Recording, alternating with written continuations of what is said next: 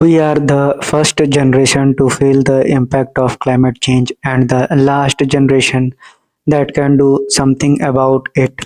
Barack Obama की इस coat से शुरुआत करते हैं। नमस्कार, मेरा नाम अभिषेक है और हम देख रहे हैं 12 जून के करंट अफेयर को, जहां की प्रशांत महासागर के उत्तर पश्चिम में स्थापित हीट डोम रिकॉर्ड तापमान के लिए तैयार है। आइए आपको समझाता हूँ हीट डोम के बारे में, जो आपको क्रिस्टल क्लियर हो जाएगा। जानते हैं हीट डोम के बारे में। तो हीट डोम एक वेदर फेनोमेना है जिसमें हाई प्रेशर एरिया हवा को नीचे दबा देता है और टेम्परेचर बढ़ जाता है। ये गर्म हवा को एक जगह ट्रैप करता है, जो एक्सट्रीम हीट वेव का कारण बनता है। आपको बता दें कि आपको पता होना चाहिए कि हीट डोम कैसे काम करता है। देखिए, फिगर में दिखाई दे रहे हैं प्रशांत महासागर जैसे बड़े ओशियन में जब पानी गर्म होता है तो उसके ऊपर हवा भी गर्म होती है। वहीं जेट स्ट्रीम यानी हाई एल्टीट्यूड विंड की डायरेक्शन बढ़ने लगती है। बदलने पर हाई प्रेशर जोन एक जगह टिक जाता है। हाई प्रेशर सिस्टम हवा को नीचे दबाकर सरफेस पर हीट इकट्ठा कर लेता है। यही कारण है कि हीट डोम बनने लगता है। आपको बता दें कि हीट डोम के काफी प्रभाव हैं, जिसमें से पहला है हेल्थ इशू। आपको बता दें हीट एग्जॉशन, हीट स्ट्रोक और डेथ का रिस्क बढ़ जाता है। वहीं क्रॉप और फॉरेस्ट पर भी नुकसान होता है, जो एक एनवायरमेंटल डैमेज है। सिटीज में कंक्रीट और असफाल्ट की वजह से गर्मी और ज्यादा लगती है। वहीं नदियों और तालाब का पानी सूखने लगता है। अगर रिसेंट के एग्जांपल्स को देखें तो नॉर्थ अमेरिका में हीट वेव आया था 2021 में, जहां कनाडा और यूएस में रिकॉर्ड ब्रेकिंग टेम्परेचर्स चले गए थे। वहीं इंडिया अभी तक डायरेक्टली रिपोर्ट नहीं है, लेकिन क्लाइमेट चेंज के कारण इसका पॉसिबिलिटी बढ़ गया है। आपको बता दें कि इसके लिए हम क्या कर सकते हैं। तो आपको और हमें गर्मी को कम करने के लिए फॉरेस्ट कवर बढ़ाना पड़ेगा। वहीं अर्बन प्लानिंग में ग्रीन स्पेसेस और कूलिंग सेंटर का विकास करना होगा और पब्लिक अवेयरनेस जैसे कार्यक्रम आपको स्प्रेड करने होंगे, सिखाना होगा। तो ये था हीट डोम के बारे में पूरी विस्तृत जानकारी। आइए देखते हैं इस पर बेस्ड PYQ आपसे कैसा पूछा गया है और आगे आने वाले एग्जाम्स में आपसे कैसे क्वेश्चंस पूछे जा सकते हैं। आपसे पूछा गया है कि हीट डोम प्राइमरली एसोसिएटेड है, तो यह prolonged period of high temperatures की वजह से हीट डोम की घटनाएं होती हैं। आपसे अगला सवाल पूछा गया है कि what causes the formation of a heat dome, किस कारण से हीट डोम होता है। तो आपको पता होना चाहिए कि इसका दो ही कारण है, यह है high pressure system trapping heat और दूसरा शिफ्ट इन जेट स्ट्रीम, यानी 1 और 2 इस सवाल का सही उत्तर हो जाएगा। बढ़ते हैं अपने अगले सवाल की ओर, जहां आपसे पूछा गया है कि of the following region has experienced a notable heat dome event in the recent years. तो आपको मैंने अभी अभी एक्सप्लेन किया कि ये नॉर्थ अमेरिका है, यानी ऑप्शन नंबर बी। आपसे पूछा गया है कि हीट डोम फेनोमेना लिंक्ड किससे होते हैं, अर्बन हीट आइलैंड से, इनहेंस्ड मॉनसून एक्टिविटीज से, या इंक्रीज्ड पोलर आइस फॉर्मेशन से, या राइजिंग सी लेवल। तो ये है अर्बन हीट आइलैंड इफेक्ट के कारण। बढ़ते हैं अपने अगले सवाल पे, जहां आपसे पूछा गया है कि which migration measures are most effective in combating heat domes effect. तो इस सवाल का जवाब होगा planning with the green spaces, और आपको बताया मैंने कि एफॉरेस्टेशन प्रोग्राम करना होगा, यानी ऑप्शन नंबर सी इस सवाल का सही उत्तर हो जाएगा। बढ़ते हैं अपने अगले करंट अफेयर की ओर, जहां पर कि नया वाटर हार्वेस्टिंग मॉडल राजस्थान में डेवलप किया गया है। आइए पहले राजस्थान के समस्याओं के बारे में जान लें। राजस्थान में पानी की कमी एक बड़ी समस्या है। बारिश काफ़ी कम होती है और ज़्यादातर पानी ऑपरेशन और ट्रांसपिरेशन के कारण वेस्ट हो जाता है। एक innovative water harvesting model Rajasthan के फार्मर के लिए एक उम्मीद बन रहा है। इस मॉडल का main focus rain water harvesting और एफिशिएंट वाटर मैनेजमेंट पर है। आपको बता दें कि इसके की फीचर्स में माइक्रो कैचमेंट्स है, यानी छोटी छोटी तालाब या टैंक बनाई जा रही हैं जो बारिश का पानी इकट्ठा करती हैं। वहीं ग्राउंड वाटर रिचार्ज के लिए स्पेशल रिचार्ज वेल का इस्तेमाल किया जाएगा। हर खेत के पास छोटी पॉन्ड्स बनाई जा रही हैं जो इरिगेशन में मदद करती है। ड्रिप इरिगेशन में पानी का एफिशिएंट यूज़ करने के लिए इसका इस्तेमाल किया जा रहा है और साथ ही साथ इसका विकास भी किया जा रहा है। अगर इसके फ़ायदे को देखें तो वाटर सिक्योरिटी इसका बेहद फ़ायदेमंद होगा, यानी फार्मर को बारिश के बाद भी इरिगेशन के लिए पानी मिलेगा। वहीं क्रॉप की प्रोडक्टिविटी के हिसाब से देखें तो पानी की उपलब्धता से फसल की क्वालिटी और क्वांटिटी दोनों सुधरेंगी। वहीं सस्टेनेबल एग्रीकल्चर को बढ़ावा मिलेगा, यानी पानी का समुचित उपयोग करने से सस्टेनेबल फार्मिंग प्रमोट होगी। वहीं ग्राउंड वाटर रिचार्ज यानी रिचार्ज वेल्स की वजह से ग्राउंड वाटर लेवल इम्प्रूव होगा। वहीं इसके चैलेंजेस भी हैं, जिसमें इसका इनिशियल कॉस्ट काफ़ी हाई है जो स्मॉल फार्मर के लिए प्रॉब्लम बन सकता है। पर सॉल्यूशन में ये देख सकते हैं कि सरकार यहाँ सब्सिडी दे सकती है। वहीं मेंटेनेंस और ट्रेनिंग की ज़रूरत होगी ताकि सिस्टम प्रॉपरली काम करे। राजस्थान के ड्राई क्लाइमेट और मॉनसून डिपेंडेंट एग्रीकल्चर को देखते हुए ये मॉडल एक रिवोल्यूशनरी स्टेप हो सकता है जो एग्रीकल्चर को और स्टेबल और प्रॉफिटेबल बनाएगा। आइए जो मैंने आपको समझाया उस पर बेस्ड क्वेश्चंस को कर लेते हैं कि आपकी क्लैरिटी कितनी हुई। आपसे पूछा गया है कि what is the primary aim of new water harvesting model introduced for the Rajasthan farmer. तो इस सवाल का जवाब हो जाएगा ऑप्शन नंबर बी, यानी इंश्योर रेन वाटर, और रेन वाटर को इंश्योर करना कि वह एफिशिएंटली यूटिलाइज हो रहा है या नहीं। बढ़ते हैं अपने दूसरे सवाल की ओर, जहां आपसे पूछा गया है कि which of the following technique is a part of the new water harvesting model in Rajasthan. तो माइक्रो कैचमेंट बिल्कुल मैंने बताया, recharge well, large scale desalination plant नहीं है, ड्रिप इरिगेशन है, यानी ऑप्शन नंबर सी सवाल का सही उत्तर हो जाएगा। बढ़ते हैं अपने अगले सवाल की ओर। अगला सवाल आपसे पूछा गया है कि which is one significant benefit of the farm level pond included in Rajasthan new water harvesting model. तो इसका जवाब है they help collect and rain water store करने के लिए, इरिगेशन के लिए। आइए बढ़ते हैं अपने आखिरी क्वेश्चन पे, जहां आपसे पूछा गया है कि कौन सा चैलेंजेज फार्मर को फेस करना पड़ेगा अगर इस नए मॉडल को अपनाया जाए। तो मैंने बस सबसे शुरुआत में बताया कि इसकी इनिशियल कॉस्ट काफ़ी हाई है। ये जानते हैं अपने अगले करंट अफेयर की ओर, जहां हम देखेंगे कि निकेल को कैसे हम एक्सट्रैक्ट और प्रोड्यूस कर सकते हैं सस्टेनेबल तरीके से। निकेल एक्सट्रैक्शन और प्रोडक्शन में सस्टेनेबिलिटी लाना जरूरी है, क्योंकि यह माइनिंग और स्मेल्टिंग के दौरान एनवायरनमेंट को काफ़ी नुकसान पहुंचाता है। निकेल एक्सट्रैक्शन और प्रोडक्शन में सस्टेनेबिलिटी लाना ज़रूरी है, क्योंकि यह माइनिंग और स्मेल्टिंग के दौरान एनवायरनमेंट को काफ़ी नुकसान पहुंचाता है। आइए कुछ सस्टेनेबल तरीके को जानते हैं जो आपके एग्जाम पर्सपेक्टिव से काफ़ी इंपॉर्टेंट है। सबसे पहला टेक्निक है लो इम्पैक्ट माइनिंग टेक्निक, जिसमें हाइड्रो मेटलर्जी का यूज़ होता है। ट्रेडिशनल पायरो मेटलर्जी यानी स्मेल्टिंग की जगह हाइड्रो मेटलर्जी का यूज़ किया जाए, जो एनर्जी एफिशिएंट होता है और ग्रीन हाउस गैस एमिशन कम करता है। वहीं अगर सेलेक्टिव माइनिंग को यूज़ करते हैं तो सिर्फ हाई ग्रेड ओर को टारगेट करके बाकी इन्वायरमेंट का नुकसान रोका जा सकता है। वहीं अगर रिन्यूएबल एनर्जी के उपयोग को बढ़ावा दें तो निकेल प्रोडक्शन में फॉसिल फ्यूल के बजाय सोलर, विंड या हाइड्रो एनर्जी का यूज़ हो। माइनिंग ऑपरेशन के लिए रिन्यूएबल एनर्जी बेस्ड इक्विपमेंट का इस्तेमाल सस्टेनेबल होता है। अगर वेस्ट रिसाइकलिंग और मैनेजमेंट के तरीकों को देखें तो माइनिंग के बाद जो रेसिड्यू बनता है उसका सेफ डिस्पोजल या रीयूज़ होना चाहिए। वहीं आपको बता दें कि निकेल बैटरीज और स्क्रैप मेटल को रिसाइकल करने से माइनिंग की डिपेंडेंसी कम होती है और एनवायरमेंटल फ्रेंडली भी होता है। माइनिंग खत्म होने के बाद उस एरिया को रिस्टोर करना जरूरी है जिसमें वेजिटेशन और बायोडाइवर्सिटी को दोबारा इस्टेब्लिश किया जा सके। बफर जोन्स और वाइल्ड लाइफ कॉरिडोर बनाए जाएं ताकि माइनिंग के दौरान वाइल्ड लाइफ प्रिजर्व रहे। आपको बता दें वाटर मैनेजमेंट भी काफ़ी ज़रूरी होता है। माइनिंग के लिए जो पानी यूज़ होता है उसका एफिशिएंट ट्रीटमेंट और रीयूज़ हो। वहीं एसिड माइन ड्रेनेज को रोकने के लिए न्यूट्रलाइजेशन और एडवांस्ड फिल्ट्रेशन टेक्निक का यूज़ होना चाहिए। वहीं कार्बन फुटप्रिंट रिडक्शन भी जरूरी है। स्मेल्टिंग और रिफाइनिंग के दौरान कार्बन डाइऑक्साइड एमिशन को कैप्चर और स्टोर करने के लिए कार्बन कैप्चर स्टोरेज टेक्नोलॉजी का यूज़ होना चाहिए। वहीं इलेक्ट्रिक व्हीकल्स और लो एमिशन टेक्नोलॉजीज माइनिंग में यूज़ किए जाएं। अगर कम्युनिटी इन्वॉल्वमेंट और कॉरपोरेट सोशल रिस्पॉन्सिबिलिटी को देखें तो माइनिंग कंपनीज को लोकल कम्युनिटीज़ के साथ काम करके सस्टेनेबल प्रैक्टिसेस इम्प्लीमेंट करनी चाहिए।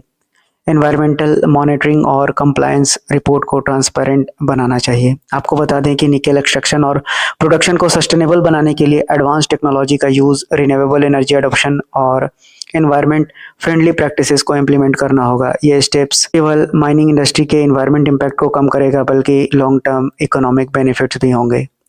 आइए अब जान लीजिए निकेल के बारे में। तो निकेल जिसका एटॉमिक नंबर 28 है और एटॉमिक वेट है 58.69, सिर्फ आपको 58 याद रखना है। ये जो भी मैंने आपको पढ़ाया उससे रिलेटेड आपको कितनी जानकारी हुई आप अपने MCQ के जरिए मेजर कीजिए। आइए बढ़ते हैं अपने पहले सवाल की ओर, जहां आपसे पूछा गया है कि इनमें से कौन सा टेक्निक निकेल एक्सट्रैक्शन को ज़्यादा सस्टेनेबल बनाता है। आपके पास 3 ऑप्शंस दिए हुए हैं जिसमें से आपको चूज करना है कौन सा सही होगा। तो देखिए, हाइड्रोमेटलर्जी इंस्टेड ऑफ पायरोमेटलर्जी शुरुआत में ही मैंने आपको बताया। वहीं रिन्यूएबल एनर्जी का यूज़ करना होगा, इसका कोई ज़रूरत नहीं है, यानी ऑप्शन नंबर 1 और 2 इस सवाल का सही आंसर हो जाएगा। वहीं बढ़ते हैं अपने दूसरे क्वेश्चंस की ओर, जहां आपसे पूछा गया है कि which of the following measure can help reducing environmental impact of nickel production. तो अगर आप देखेंगे तो आपका कार्बन कैप्चर और स्टोरेज टेक्नोलॉजी आप इस्तेमाल कर सकते हैं और रिसाइकलिंग ऑफ निकेल बैटरीज यानी स्क्रैप कर सकते हैं। रिप्लेस तो करना कोई ऑप्शन नहीं है, यानी कि इस सवाल का भी आंसर हो जाएगा आपका 1 और 2। बढ़ते हैं तीसरे नंबर क्वेश्चन पे, जहां आपसे पूछा जा रहा है कि व्हाट इज टेलिंग मैनेजमेंट। मैंने एक शब्द को पढ़ाते वक्त छोड़ दिया था, यानी कि सेफ डिस्पोजल या रीयूज ऑफ माइनिंग रेसिड्यूज को ही टेलिंग मैनेजमेंट कहते हैं। इस लाइन को याद रखिएगा। कहा है कि why is hydrometallurgy considered a more sustainable alternative to pyrometallurgy in nickel. तो इसका कारण है कि hydrometallurgy requires less energy and produces fewer emission. चलिए 5वें क्वेश्चन की ओर बढ़ते हैं, जहां आपसे पूछा गया है कि which of the following is a sustainable practice for minimizing water usage in nickel mining. तो मैंने आपको बताया कि treating and reusing water in the mining operations.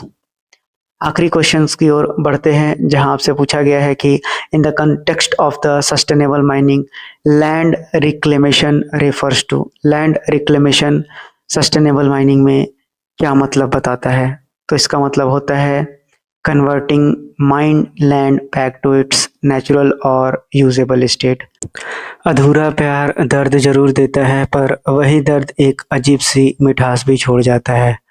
आइए देखते हैं UNFPA की वर्ल्ड पॉपुलेशन रिपोर्ट 2025 आ गई है। यूनाइटेड नेशन पॉपुलेशन फंड एक यूनाइटेड नेशन की एजेंसी है जो पॉपुलेशन से संबंधित काम करती है। आपको बता दें कि इसका हेडक्वार्टर न्यूयॉर्क यूनाइटेड स्टेट में है, जिसके प्रेसिडेंट फर्नांडो कारेरा हैं। वहीं इसके हेड हैं नटालिया कानेम। इसका फाउंडेशन 1969 में रखा गया। आइए समझते हैं UNFPA की रिपोर्ट में क्या कहा गया है। आपको बता दें कि यूनाइटेड नेशन पॉपुलेशन फंड यानी UNFPA के 2025 के state of the world population report ने ये रिवील किया है कि दुनिया भर में लोग अपने फर्टिलिटी गोल्स अचीव नहीं कर पा रहे हैं। इसका इम्पैक्ट इंडिविजुअल फैमिलीज और ग्लोबल पॉपुलेशन और डायनेमिक पर दिख रहा है। अगर उसके मेजर रिपोर्ट की हाईलाइट की बात करें तो मिलियंस ऑफ कपल और इंडिविजुअल्स या तो अपने डिजायर्ड फैमिली साइज अचीव नहीं कर पा रहे हैं, यानी ओवर पॉपुलेशन, या फिर उन्हें जितने बच्चे चाहिए उनसे काम हो रहे हैं, यानी अंडर पॉपुलेशन। फर्टिलिटी रेट्स का गैप सोसाइटी के सोशियो इकोनॉमिक फैक्टर और हेल्थ केयर सिस्टम के एसेस से जुड़ा है। वहीं अगर हेल्थ बैरियर की बात करें तो रिप्रोडक्टिव हेल्थ सर्विसेज की एसेसिबिलिटी काफ़ी जगह रेस्ट्रिक्टेड है। फाइनेंशियल इनसिक्योरिटी के कारण कपल्स अपने फर्टिलिटी प्लान्स को डिले करते हैं। वहीं कई सोसाइटीज में वुमेन की रिप्रोडक्टिव चॉइसेस पर कंट्रोल नहीं होता। आइए की रीजंस को देखते हैं जिससे ये अफेक्टेड हो रहा है। पहला है हाई फर्टिलिटी इशूज और दूसरा है लो फर्टिलिटी इशूज। सब सहारन अफ्रीका और साउथ एशिया जैसे रीजन में कंट्रासेप्शन और एजुकेशन की कमी से फर्टिलिटी रेट्स ज़्यादा हैं। वहीं डेवलप्ड कंट्री जैसे जापान, साउथ कोरिया और पार्ट्स ऑफ यूरोप में फर्टिलिटी रेट्स रिप्लेसमेंट लेवल के नीचे हैं। वहीं इसके ग्लोबल इम्प्लीकेशंस को देखें तो पॉपुलेशन एज हो रही है, यूथ बल्ज हो रहे हैं और जेंडर इनइक्वालिटी बढ़ रही है। लो फर्टिलिटी रीजन्स में एजिंग पॉपुलेशन बढ़ने से इकोनॉमिक और हेल्थ केयर सिस्टम पर प्रेशर पड़ रहा है। हाई फर्टिलिटी रीजन में यूथ पॉपुलेशन ज़्यादा होने से एम्प्लॉयमेंट और रिसोर्सेज की डिमांड बढ़ रही है। वुमेन्स रिप्रोडक्टिव राइट को अंडरमाइन करना फर्टिलिटी गोल्स को अचीव करने में एक बड़ी रुकावट है। आपको बता दें कि अगर इनके समाधान को देखा जाए तो हर जगह रिप्रोडक्टिव हेल्थ सर्विसेज का अवेलेबिलिटी इंश्योर करना ज़रूरी है। वहीं कॉन्ट्रासेप्शन और फैमिली प्लानिंग के बेनिफिट्स के बारे में अवेयरनेस करना भी ज़रूरी है। फैमिलीज़ को फाइनेंशियल इंसेंटिव देना स्पेशली लो फर्टिलिटी रीजन्स में वुमेन की रिप्रोडक्टिव ऑटोनॉमी को भी इंश्योर करना ज़रूरी है। ये रिपोर्ट ग्लोबल लेवल पर फर्टिलिटी डायनेमिक्स और पॉलिसी इंटरवेंशन के ज़रूरत को हाईलाइट करती है, जो इंडिया और दुनिया के लिए काफ़ी महत्वपूर्ण है। आइए देखते हैं अपने पहले क्वेश्चंस पे, जहां आपसे पूछा गया है कि what is the central theme of UNFPA state of the world population report. तो इसका थीम क्या है, तो यह है challenges in achieving fertility goals globally. ये इम्पॉर्टेंट क्वेश्चन है जो आपके एग्ज़ाम में, आने वाले एग्जाम्स में ज़रूर दिखाई देंगे। आपसे पूछा गया है कि कौन सा रीजन जो है primarily facing high fertility rates as per the report के हिसाब से आपको बताना है। तो मैंने पढ़ाते वक्त बताया था कि वो कंट्रीज़ हैं सब सहारन अफ्रीका और साउथ एशिया, यानी इस सवाल का उत्तर हो जाएगा 1 और 2। अगले प्रश्न की ओर बढ़ते हैं, जहां आपसे पूछा गया है कि what is major challenges faced by low fertility regions according to the report. तो यह जवाब है आपका ageing population and its economic impact. पढ़ते हैं अगले सवाल पे, जहां से आपसे पूछा गया है कि which of the following factor contribute to unmet fertility goals. तो आपको बता दें कि उसका कारण है limited access to health care services, cultural and gender norms, और तीसरा high level of economic inequality, यानी डी इस सवाल का सही उत्तर हो जाएगा। पढ़ते हैं अपने अगले सवाल पे, जहां पर आपसे पूछा जा रहा है what solution does the UNFPA report suggest to address fertility challenges। तो इसका जवाब है enhancing reproductive health care access, promoting gender equality, providing financial support to the families, यानी ऑप्शन नंबर ए इस सवाल का सही उत्तर हो जाएगा। बढ़ते हैं अगले सवाल पे, जहां पर आपसे पूछा गया है कि what is the relationship between fertility rates and socio economic factors as mentioned in the report. तो इसका जवाब है economic constraints often led to delayed और रिड्यूस्ड फर्टिलिटी, यानी सबसे बड़ा रुपया बाद में सब कुछ होगा। पढ़ते हैं अपने अगले करंट अफेयर पे, जहाँ पे महाराष्ट्र के अरेबियन सी कोस्ट पर INS गुलदार के आसपास भारत का पहला अंडर वाटर म्यूजियम और आर्टिफिशियल कोरल रीफ डेवलप किया जा रहा है। आपको बता दें कि INS गुलदर, जो एक डीकमीशन्ड नेवल वेसल है, को अंडरग्राउंड वाटर म्यूजियम और आर्टिफिशियल रीफ में कन्वर्ट किया जाएगा। ये इनिशिएटिव मैराइन बायोडाइवर्सिटी और इको टूरिज्म को बढ़ावा देने के लिए लिया गया है। आपको बता दें कि INS गुलदार का फ्रेमवर्क मराइन स्पीसीज के लिए एक हैबिटेट क्रिएट करेगा। वहीं आर्टिफिशियल कोरल रीफ के जरिए मराइन लाइफ को प्रमोट करना और नेचुरल कोरल रीफ को रीजनरेट करना है। इससे स्नॉर्केलिंग और स्कूबा डाइविंग जैसे एक्टिविटीज़ के लिए एक पॉपुलर डेस्टिनेशन बनेगा। विजिटर्स को मराइन कंजर्वेशन और इकोसिस्टम के इम्पोर्टेंस के बारे में एजुकेट किया जाएगा। अगर इसके इन्वायरमेंटल बेनिफिट्स को देखें तो आर्टिफिशियल रीफ मराइन ऑर्गेनिज्म के लिए शेल्टर और फूड सोर्स प्रोवाइड करेगा। कोरल रीजनरेशन भी होगा, जहां डैमेज्ड कोरल रीफ्स को रिकवर करने के लिए एक इफ़ेक्टिव मेथड है। Reef based tourism fishing pressure को कम करेगा और मराइन लाइफ का बैलेंस मेंटेन करेगा। आईएनएस गुलदार का ये ट्रांसफॉर्मेशन मराइन कंजर्वेशन और सस्टेनेबल टूरिज्म की दिशा में एक सिग्निफिकेंट कदम है जो इंडिया के ब्लू इकोनॉमिक गोल के साथ अलाइंड है। वहीं आपको बता दें कि कोरल रीफ्स जो होते हैं वाइब्रेंट और कॉम्प्लेक्स इकोसिस्टम होते हैं जो फॉर्म्ड होते हैं कैल्शियम कार्बोनेट स्केलेटन से, जो कि वहाँ के कॉलोनियल एनिमल्स से बने होते हैं और उसे ही हम पॉलिप्स कहते हैं। तो इसे भी आप याद रखिएगा। अब बढ़ते हैं अपने एमसीक्यू की ओर, जहाँ आपसे आपके एग्जाम में क्या पूछा जा सकता है। बढ़ते हैं अपने पहले सवाल पर, जहाँ पर आपसे पूछा गया है इंडिया का first under water museum is being developed around which decommissioned naval vessel. तो मैंने बताया आईएनएस गुलदार। अगले प्रश्न पे बढ़ते हैं, जहाँ पर पूछा गया है कि where is India's first under water museum being developed, तो वह महाराष्ट्र है। बढ़ते हैं अगले सवाल पे, जहाँ आपसे पूछा गया है कि what is the primary environmental objective of creating artificial coral reef around INS गुलदार।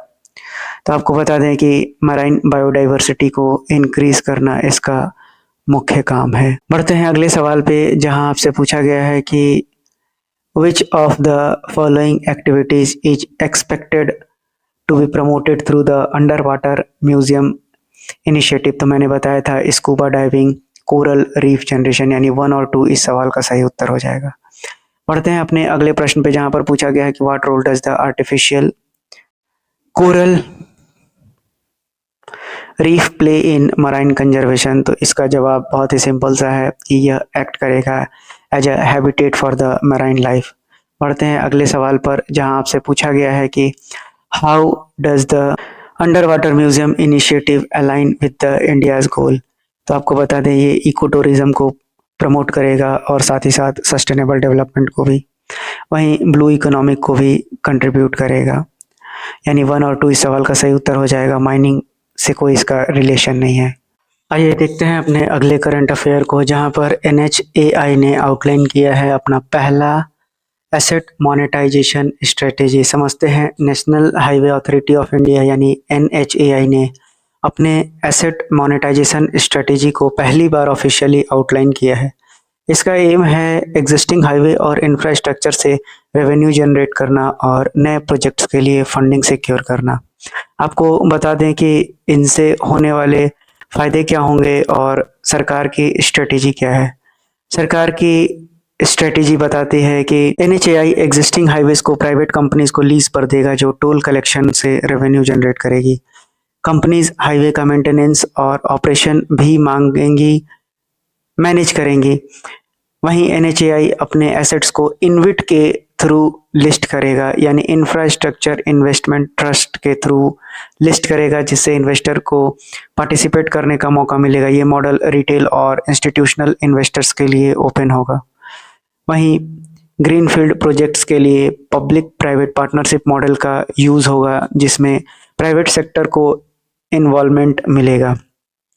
बिल्ड ऑपरेट ट्रांसफर यानी BOT और हाइब्रिड एन्युटी मॉडल HAM का इस्तेमाल करना भी प्लान में है। आपको बता दें कि NHAI ने अपने हाईवे के आसपास वाली लैंड पार्सल को कमर्शियल डेवलपमेंट के लिए मोनेटाइज करेगा। इससे मोनेटाइजेशन में क्या ऑब्जेक्टिव है जानते हैं। नई हाईवेज प्रोजेक्ट के लिए फंड मोबिलाइजेशन होगा। प्राइवेट सेक्टर एक्सपर्टाइज से हाईवे का बेटर मेंटेनेंस और मैनेजमेंट इंश्योर करना होगा। प्राइवेट सेक्टर के इन्वॉल्वमेंट के साथ फाइनेंशियल और ऑपरेशनल रिस्क को कम करना है।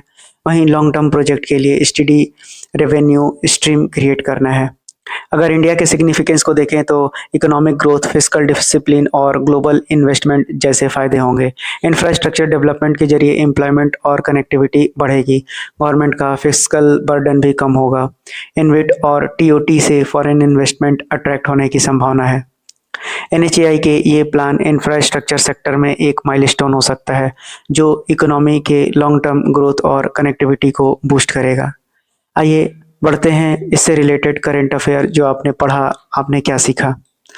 यह आपकी परीक्षाओं में काफ़ी महत्वपूर्ण सवाल में से एक है। बढ़ते हैं अपने पहले सवाल की ओर। आपसे पूछा है कि प्राइमरी ऑब्जेक्टिव NHAI का क्या है? एसेट मोनेटाइजेशन स्ट्रेटेजी लाने के पीछे तो फंड को रेज करना। दूसरा सवाल आपसे पूछा है कि इनमें से कौन सा एक मॉडल का पार्ट नहीं है? तो इनमें से बिल्ट ऑपरेट ट्रांसफ़र यानी BOT इसका पार्ट नहीं है। आपको समझ में आ रहा होगा, दूसरा क्वेश्चन में मैंने एक्सप्लेन किया कि BOT आपका पार्ट नहीं है। तीसरे क्वेश्चन पे बढ़ते हैं जहां आपसे पूछा गया है कि what role do infrastructure investment trust यानी InvITs play in NHAI strategy. तो आपको बता दें कि इसका काम है allow retail and institutional investor to invest in highway assets. बढ़ते हैं अगले सवाल पे कि which of the following is not an expected benefit of NHAI monetisation strategy. तो आपको बता दें कि एलिमिनेशन ऑफ हाईवे टोल कोई एक्सपेक्टेड नहीं है जो बेनिफिट देगा NHAI एसेट मोनेटाइजेशन स्ट्रेटेजी में। अगले सवाल पे बढ़ते हैं। TOT यानी टोल ऑपरेट ट्रांसफर मॉडल में प्राइवेट कंपनियां किसके लिए रिस्पॉन्सिबल होंगी? अच्छा सवाल है, अगर आपने अच्छे से पढ़ा होगा तो इस सवाल का जवाब आप जरूर कर पाएंगे।